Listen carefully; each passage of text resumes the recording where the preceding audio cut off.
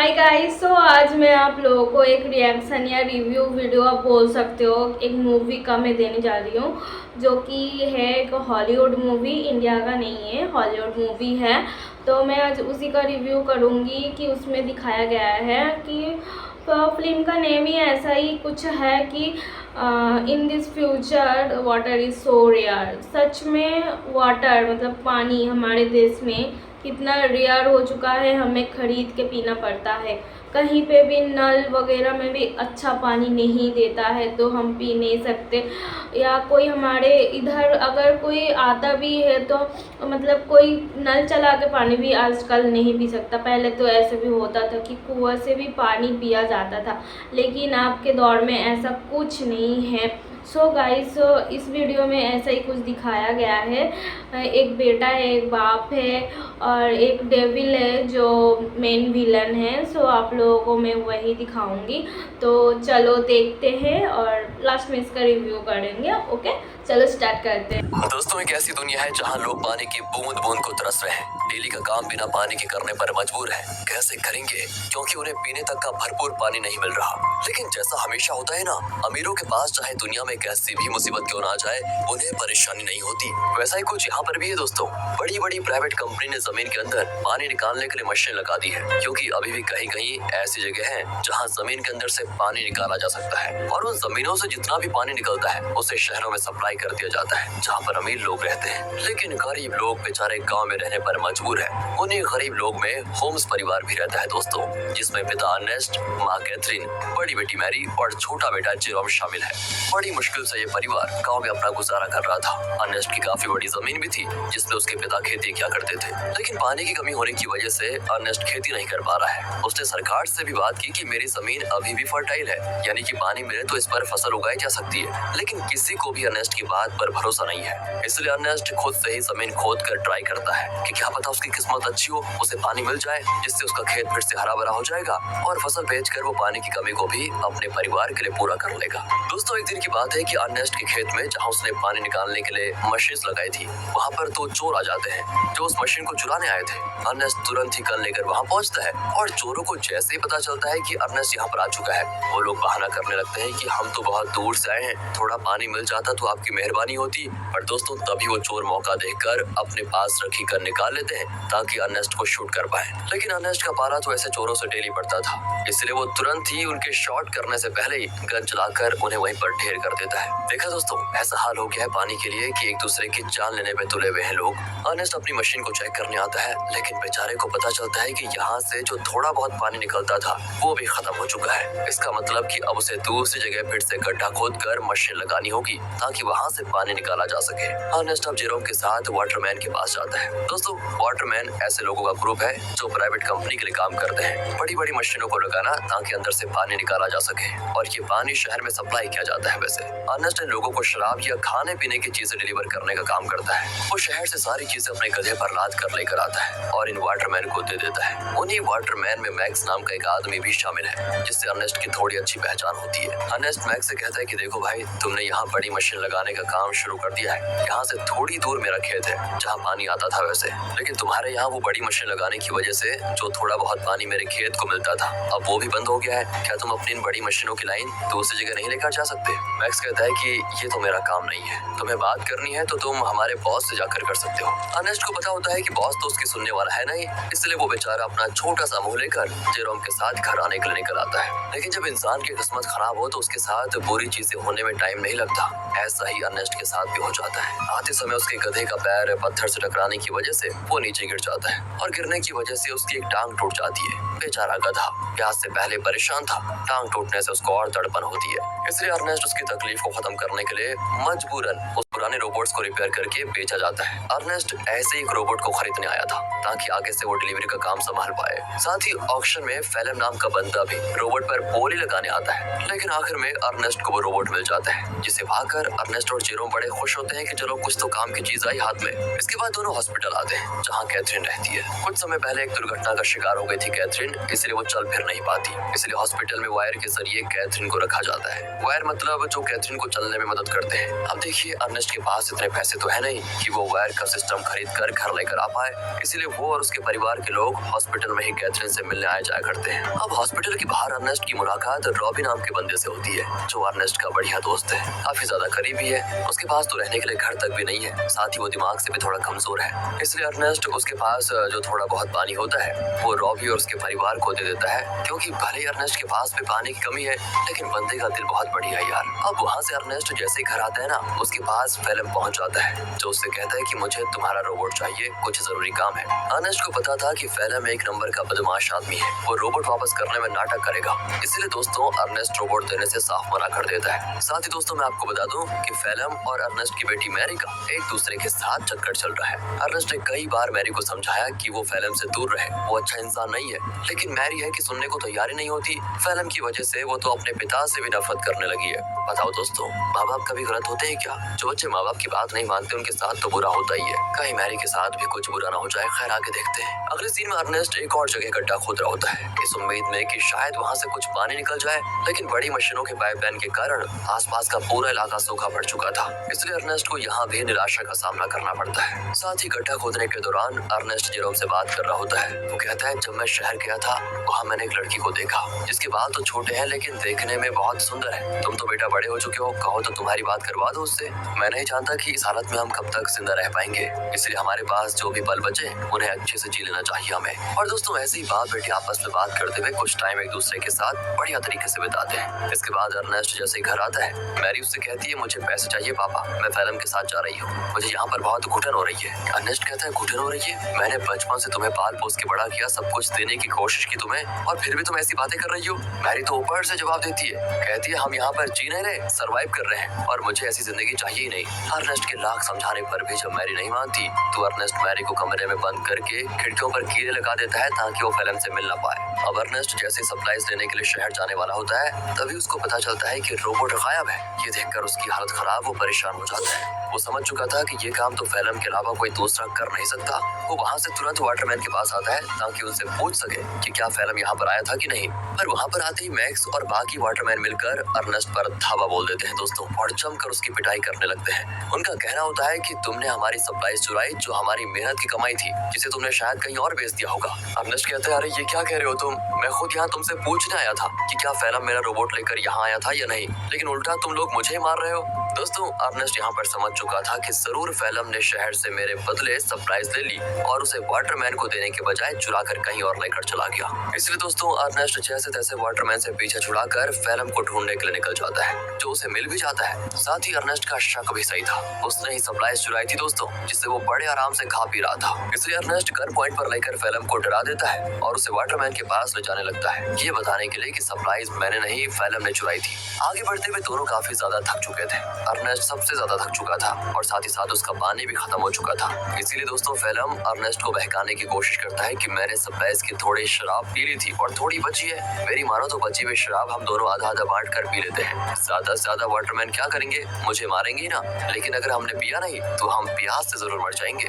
इस पर अर्नेस्ट मान जाता है, लेकिन जैसे ही वो फेलम को रस्सियों से आजाद करता है, फेलम उस पर ही हमला कर देता है। बेचारा अर्नेस्ट पहले से ही थका हुआ था और मार खाने की वजह से उसका काफी ज्यादा खून बहने लगता है। इसके बाद तो फेलम जबरदस्ती बाकी सारी शराब अर्नेस्ट के मुंह में डाल देता है, ताकि जब वाटरमैन उसे देखे तो उन्हें यकीन हो जाए कि अर्नेस्ट ने ही सप्लाईज चुराई थी और उसी ने उनकी शराब पी ली। इतना ही नहीं दोस्तों, फेलम अर्नेस्ट को मार मार कर रोबोट के साथ ही रस्सी से उसको बांध देता है, ताकि दुनिया को लगे कि रोबोट ने आउट ऑफ कंट्रोल होकर अर्नेस्ट पर हमला कर दिया, जिससे उसकी जान चली गई। और होता भी ऐसा ही है, बेचारा अर्नेस्ट मारा जाता है दोस्तों, और सभी लोगों को लग रहा था कि रोबोट ने अर्नेस्ट की जान ली। दोस्तों हमेशा अच्छे लोगों के साथ बुरा ही क्यों होता है, बहुत उदास बैठा होता है। वो सारा गुस्सा रोबोट पर उतार कर उसे तोड़ने की कोशिश कर रहा होता है, क्योंकि अभी तो उसने ये मान लिया है कि रोबोट ने उसके पिता की जान ली। लेकिन हम सब जानते हैं कि सच्चाई क्या है। तब वहाँ पर फेलम आकर जेरोम से कहता है रोबोट को तोड़कर क्या मिलेगा, ये आगे चलकर हमारे काम आएगा, इसलिए इसको तोड़ो मत, और तुम चिंता मत करो, मैं हूँ ना, मैं तुम्हारे परिवार को संभाल लूंगा,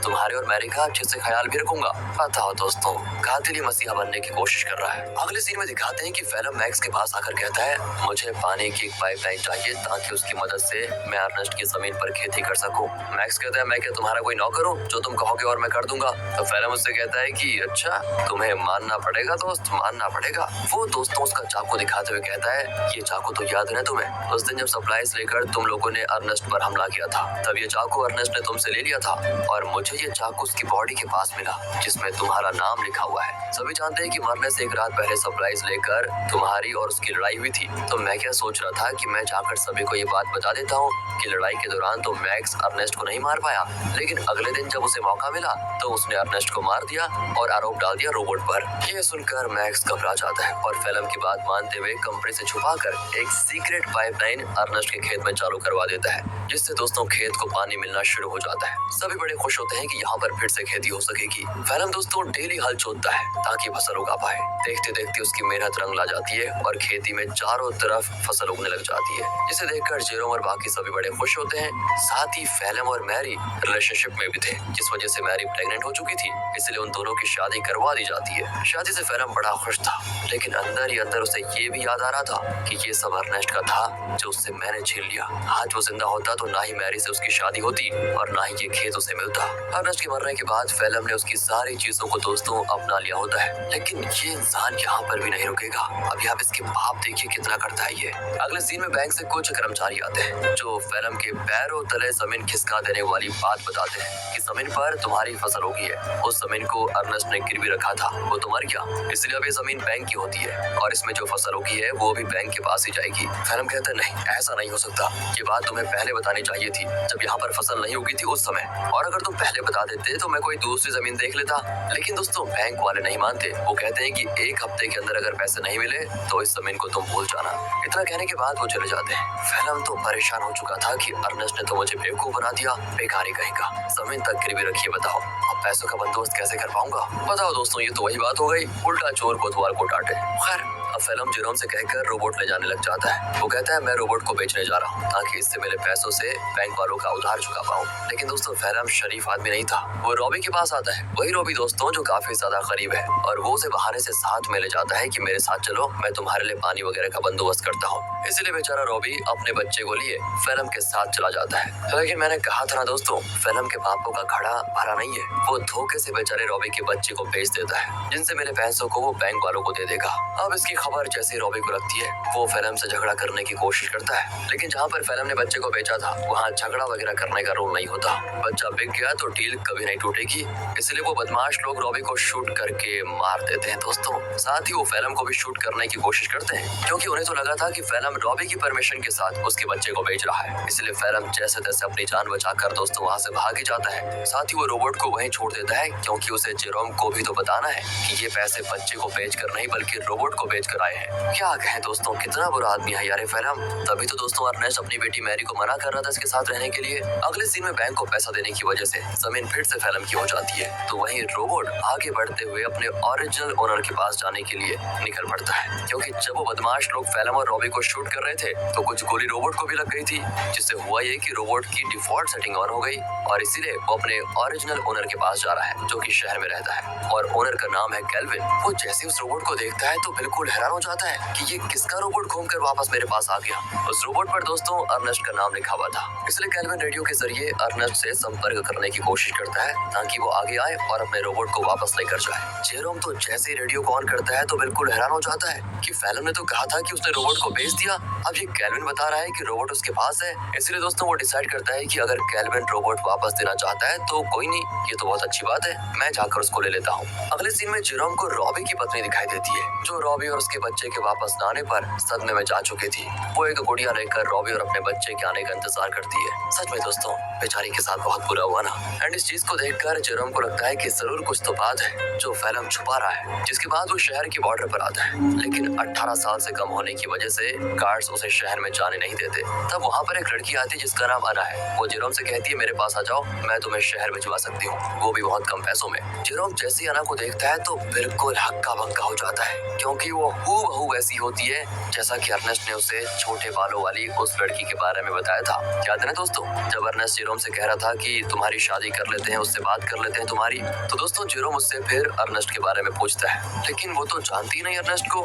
जेरोम भी आगे कुछ नहीं कहता और इसके बाद वो जेरोम को शहर तक जाने वाली सामान की गाड़ी में छुपा कर बैठा देती है और उसकी मदद से जेरोम शहर पहुंच जाता है। अब शहर आने के बाद जेरोम केल्विन से मिलता है जो उसे उसका रोबोट वापस कर देता है। रोबोट को जो गोलियां लगी थी केल्विन ने उसे भी रिपेयर कर दिया था, साथ ही उसने रोबोट की सेटिंग भी सही कर दी थी। तब जेरोम जैसे ही रोबोट को ध्यान से देखता है तो पता चलता है कि इसमें तो कैमरा लगा हुआ है जो कि लेजर बीम की मदद से वीडियो रिकॉर्ड करता है। वीडियो साफ रिकॉर्ड नहीं होता लेकिन इतनी क्लियर जरूर होती है कि उसे देखा जा सके। और तब उन वीडियोस में जेरोम को उसके अर्नेस्ट के साथ बिताए वे पल दिखाई देते हैं जिन्हें रोबोट ने रिकॉर्ड कर लिया था। उन्हीं वीडियो में दोस्तों वो वीडियो भी होती है जब फेलम अर्नेस्ट को मार रहा था और रस्सी से बांधकर उसे रोबोट के साथ जोड़ दिया था। इस चीज को देखकर जेरोम को एकदम से सदमा लगता है। उसे सच्चाई का पता चल चुका था कि उसके पिता का मरना कोई एक्सीडेंट नहीं था बल्कि फेलम की सोची समझी साजिश थी। इसलिए वो रोबोट को लेकर वापस घर आ जाता है और आते ही फेलम को ये नहीं बताता कि उसको सब कुछ पता चल गया है, क्योंकि अगर मैरी को मालूम पड़ा कि ये सब फेलम ने किया तो वो तो सदमा बर्दाश्त नहीं कर पाएगी।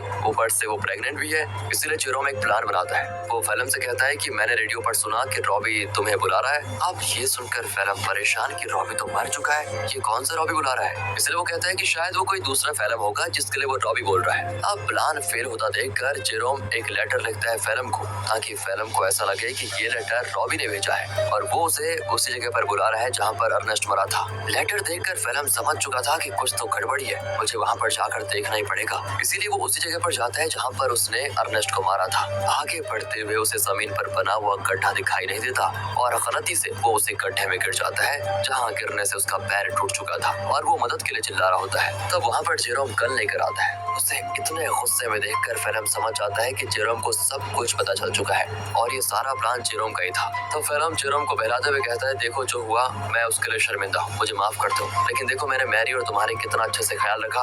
अगर मुझे कुछ हुआ तो मैरी ये सदमा बर्दाश्त नहीं कर पाएगी, इसलिए मुझे जाने दो। लेकिन जेरोम उसकी एक नहीं सुनता और सीधे फेलम को शूट करके मार डालता है। इसके बाद वो रोबोट की मेमोरी भी इरेज कर देता है ताकि कभी मैरी ये सब कुछ देख ही ना पाए। वो नहीं चाहता कि मैरी कभी कुछ इसका सच जाने। कुछ दिन गुजर चुके थे। फेलम के घर न आने पर मैरी बहुत परेशान होती है। जेरोम कहता है कि वो अच्छा इंसान कभी था ही नहीं, तुम्हें छोड़कर वो भाग गया। और ये सुनकर मैरी एकदम उदास हो जाती है और अपने दिल से फेलम के लिए प्यार खत्म कर देती है। दोस्तों उल्टा वो उससे नफरत करने लगती है। जेरोम ने बड़ी शांति से अपना बदला ले लिया। इसके बाद जेरोम और मैरी घर चलाना शुरू करते हैं क्योंकि खेत उन्हें मिल चुका था। उन्हीं फसल को बेचकर वो पैसे जमा करेंगे ताकि अपनी माँ को हॉस्पिटल से घर लेकर आए। और इसी मिक्स फीलिंग के साथ दोस्तों ये मूवी यहाँ पर खत्म होती है। बाकी अगर आपको वीडियो अच्छी लगी हो, एक्सप्लेनेशन अच्छा लगा हो तो लाइक कीजिए।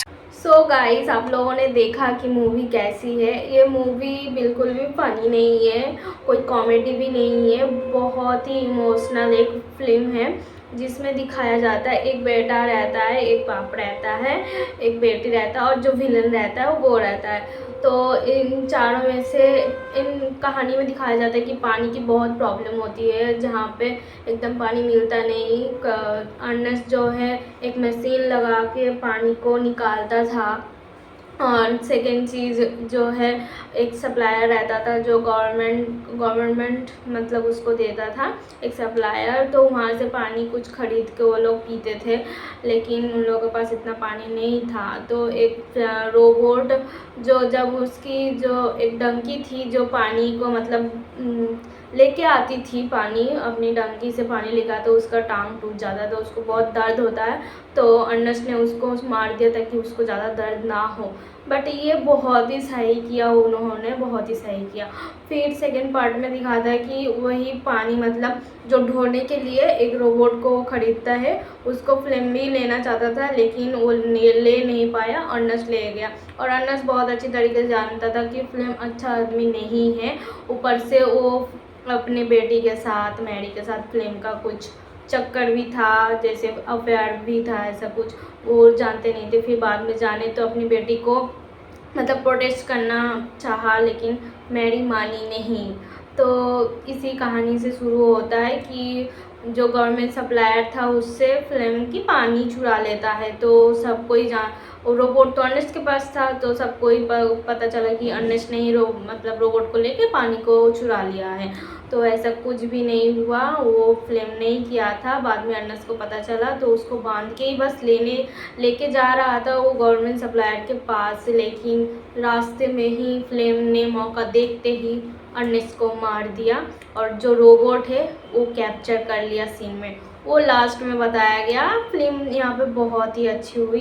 देन लास्ट में जेरोम को पता चलती है, जेरोम उनका बेटा है, अनस का बेटा है जेरोम, तो उसको पता चलता है कि ऐसा ऐसा कुछ सीन हुआ।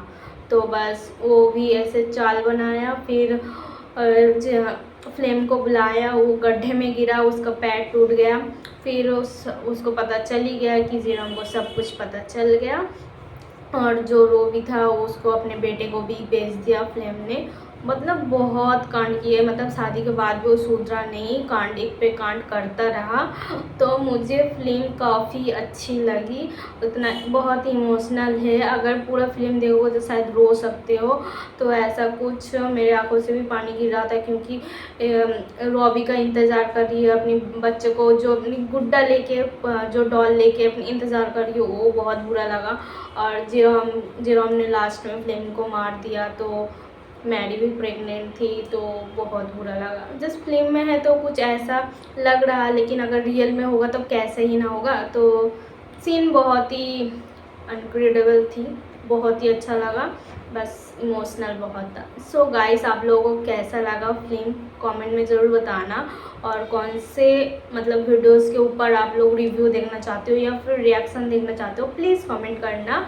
और मेरे चैनल में अगर न्यू हो तो please subscribe, hit the bell icon, तो ऐसी वीडियोस आप लोगों के पास जल्दी पहुंच जाए तो प्लीज़ कर देना। और चैनल को सपोर्ट करना, बहुत ज़्यादा सपोर्ट करना, इस पे वीडियोस आती रहेगी।